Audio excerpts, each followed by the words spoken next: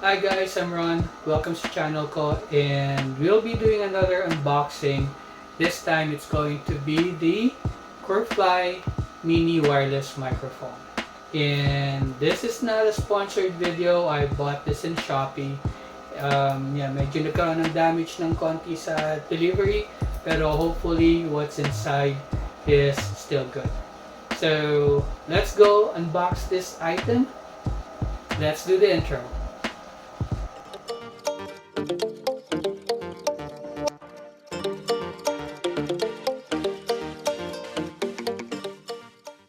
Alright, here we go. Do we have the Corefly here? And we're going to remove it using our handy dandy cutter. Oops, hindi nagka. Ang ating mapurol na handy dandy cutter, mapurol na. There you go. And there goes the plastic. Yan ang ating box. We have the Corefly and damage dun sa shipping. Pero that's okay, basta maayos ang laman. Yep. There you go. Uy. So looks like we're good. Meron pa siyang parang support or box ulit. Now, the good thing about this, right off the box, meron siyang kasamang case. And that's good. Maganda yung kulay, black and neon green, my favorite. Tadan! Wow! So the packaging's good. Inside the box, meron tayong mga lace dito. Ayan. And then we have the two magnetic clips. That's good. And we have yung USB Type-C for the charging. And of course, ang manual na hindi ko makuha. There you go. The manual, user's guide na hindi naman natin ginagamit. And of course, eto na siya. So bukod sa case, meron pa siyang lalagyan. Let's see. And it's good. Maganda yung plastic na. Maganda yung naka-plastic na ganyan. Here we go. Open it up. There it is. Ayan.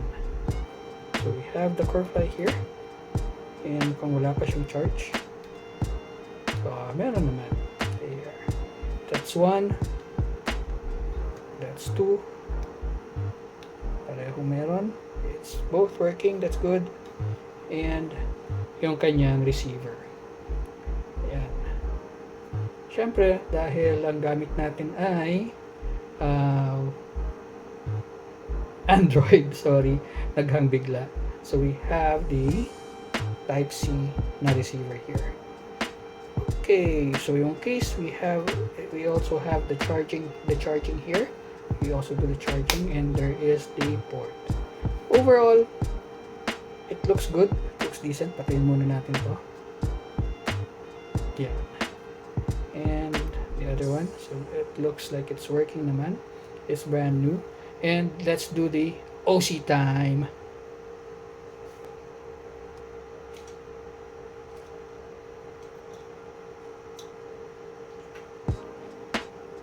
Okay, so that's what you get when you order a Corefly wireless microphone. And yep, you have the case, you have the charging case or kung ano mang tawag niyo dyan, and then you have the receiver, the two microphones, and then magnetic clips, the charging cable Type-C, and then dalawang lace in case kailangan yung isabit yung microphone. Thank you very much for watching, guys. Have a good one. Peace out.